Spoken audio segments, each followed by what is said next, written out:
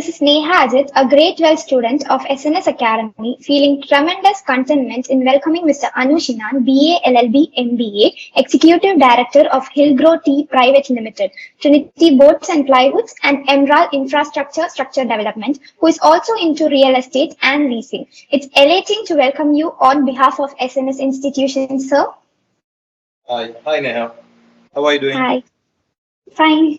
Thank you. To start with the interview, here's your first question, sir, which might give you a glimpse of your childhood, maybe. So the first question is, when did the idea of taking up an entrepreneurial path strike in your mind? Please do share with us an anecdote about it, sir. Recalling my past, I belong to a business family. We had been in business for, this is the fourth generation, I believe. And my dad, he was into wholesale business of, pulses and spices and all these things back in Calicut. Now it's Kozhikode in Kerala. So in my childhood days, I used to accompany him just because of my mom, because I was, a trouble kid at home. Take him to the shop and all these things. And I used to sit around, watch how they are doing things. And I would say like it was like something like 4th standard or 5th standard. I was young at that time, pretty young at that time. And I started doing small sales, like, writing the bill for stuffs, say it may be 10 bags of sugar. So people were, the old age people, they were very happy to see me. And I used to charge them 5 rupees extra as well. So they were happy, to see a young boy coming up in life and, coming to a store and doing all these things. So I would say I began my path as, in business when I was very young. And my dad, he was also my mentor, That might be also a reason. That's very good, sir. So how did you get accustomed in Liverpool for completing your higher education in John Moores? It was in 2008. Yes, if I remember it right. I did my graduation in law from Bangalore University. And it was not... it was an option for me. Just I wanted to know how the law works and all the things in the society. We human beings, we are a social animal with social rules, and so I was interested how the law happens and all these things. You might have seen in movies and all the advocates, cranking around and all these things. But I learned my law. Then we are into family business. I told you earlier, I started involving in business in a very young age. So the law didn't, fulfill my dreams and needs and all these things. And I got a bit bored very soon. And it was in 2007, I started to think whether should I stop here or should I move along. That's when the MBA idea came in. And when the MBA idea came in, I was of, a strong believer that the Britishers, the Imperial Empire, they were spread across the globe, all around the world. How did they do it? What was their positive attributes? So that's why I opted to go to UK, and especially the University Liverpool. In Liverpool, they were having their curriculum for MBA for entrepreneurs.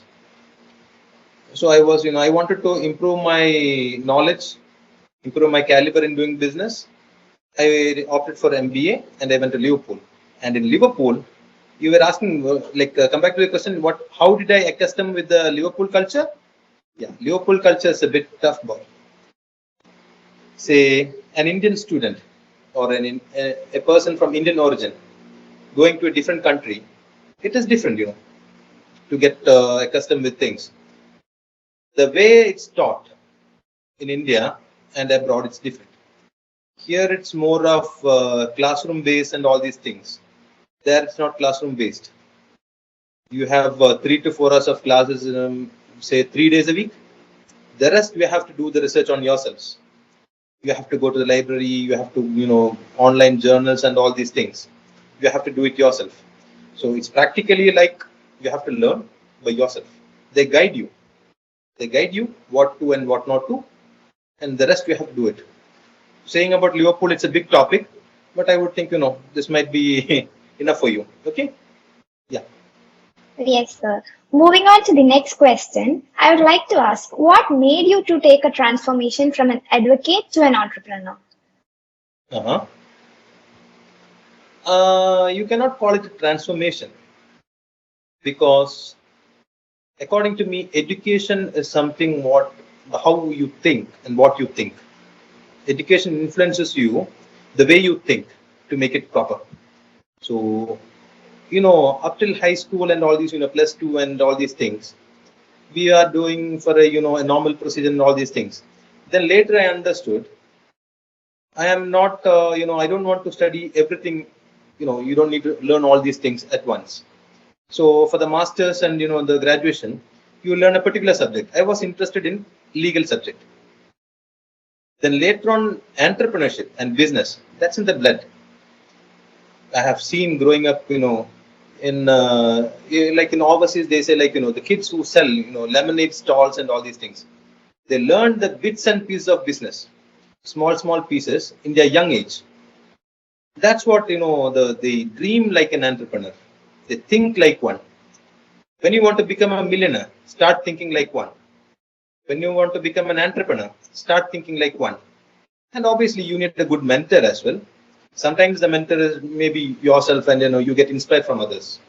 So myself, I was inspired. It was in my blood. My parents and grandparents, and I think 95% of my family, they are into business. So it's there in the blood for me. And I would say like, yeah, you might need a mentor also. Yeah, go ahead. What is the next question? Next question is, how did you feel when you made your first sale? The sportsman spirit, they say. Even if you are bad at sports, you should play till the last round. Even if you fail at running, you should finish your run. For a businessman, how many times he fails, that doesn't matter. He needs to get it back and keep going. Whatever happens, turn up. The next day morning, you are in the office, you are in the factory, and you need to turn things around. So the first sale might be an emotional thing for many. According to me, I have seen this many times in my life. So the first sale, maybe it was when I was a kid or something. When I was a kid, really small. Then only that was there. So I don't really remember my first sale, but I could say like, n number of sales which had given me this, what you call, the pat on the back. Yeah. Real estate and all these things. You make an unexpected profit. You make an agreement which you don't expect to. That all, it's a pat on the back. Evening, you can, cherish it about it. It was a good day, we'll call it. And never ask this question again, because every day is a fresh start. Every day you need to do your first sale. That enthusiasm of the business should not leave you. That's my answer. Yes, sir. So the next question is, how do you market your business and which of the tactics has been the most successful ones? Now, things have changed. You can say like, as I told you earlier, we are close to more than 100-year-old family house, business house. Earlier, the business process different from what it was now. The technology has changed. Things are changing very, very, very fast. The WhatsApp thing was a big thing a couple of years back. Now it's a very common thing. So the tactics, I would say like, the strategy, you can call it. Strategy for business. Now, not tactics. Strategy for business. Number one, be honest. Number two, be punctual. Be sincere as well. Because they are not customers. They are not suppliers or buyers or whatever you call, any term. Like a family it is. Any single person who have dealt with us, he becomes part of a family. Tomorrow he goes down, we support him. If he goes up, he supports us back. So the strategy is be honest, be sincere, be punctual. That's the way how you do a business. So, sir, the next question is, what do you think makes your business unique? Whatever makes my business unique, it's me itself. As I told earlier, I tell everybody this, because you buy an apartment from me, You lease out my space, you buy tea from me, you buy plywood from me. It's an assurance what I'm giving you. So I market my products with my face on it. So they are buying my service. My service in the sense, I assure them that they don't need to bother about anything else. Whatever I promise them, I deliver. So my uniqueness is I give them the product which I am using it. So I don't sell them anything which I am not, comfortable with. That's my uniqueness. USP, unique selling proposition of my product is I am doing it. Okay. That's really great, sir. So, by being a part of 2 to 3 businesses, how do you manage your personal life along with your businesses? It's tough. It's not that easy. It's tough because work-life balance. It's not what it seems.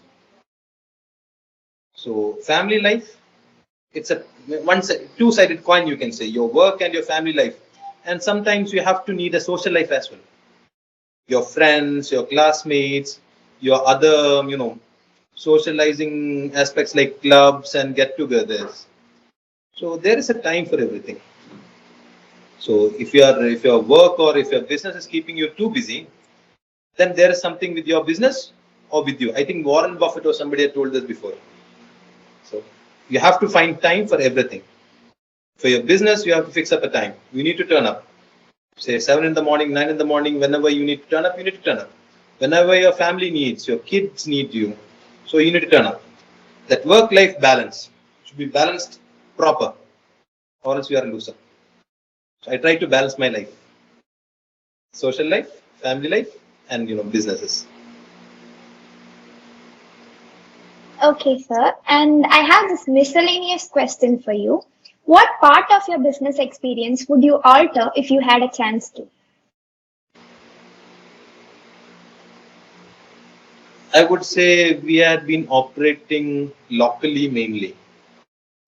We are into South India mainly. Say Tamil Nadu, Karnataka, Kerala. This aspect, these were the borders. Just because my grandparents or parents, they were hesitant, and they had boundary with languages to develop within India. The other states and all these things were boundaries for them. And the cellular operations, I think it was started something like 95, 96. 95, 1995, 96, the Escotel, BPL, and all these operators were starting that time. And that communication barrier was very big because when we are running a business, might be the decision makers yourself. Every morning you need to sign checks. Every morning you need to prepare all these contracts and check all these things and bills and deals and everything. Nowadays things have become better. So I would like to alter my business model into an international one.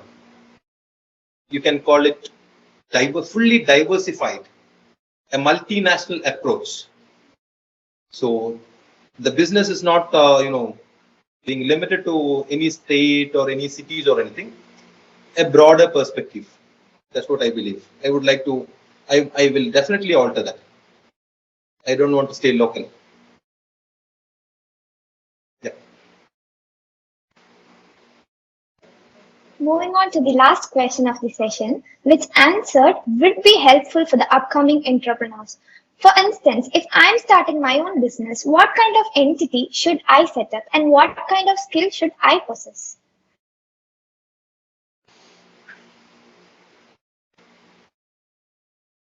Businessmen are not a profit-making object, or a business house is not a profit-making organization or something like that. A businessman is a service provider. You find problems and gaps in the market where you can provide services to, where you can eventually make a living out of it. Say, if you find in Coimbatore, the food delivery apps are not sufficient, or the cab apps are not sufficient. So there is a gap. So you need to rise up as a service provider.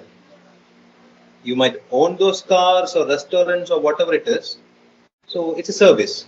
We are into tea manufacturing. We are a service provider. from the plantation to the end user. So it's like a service. It's never a businessman should be a problem solver actually. Problem solver, and the mind should be creative. Always you should have a positive mind, and whenever every morning you should look like, what can I do today? Do you have any challenges for me? Try me. That's what an entrepreneur is. And for you, I would say, look around you. What suits you? What are your skills? What are your strengths? What are your weakness? What opportunities you have? They say like, SWOT analysis, they say. You analyze your strength, you analyze your weakness, the opportunities and the threats. So you get to know what suits you best. I would say you will be a good entrepreneur in future. You choose your path. Thank you, sir. Thank you, sir. Those were some really good tips. And it's really nice talking to you. And we the members of IIPC cell are really grateful to you for your time, sir. Thank you. Thank you, Neha. You also have a good day. It was nice talking to you. Keep in touch. Okay? Good day, Thank guys. you.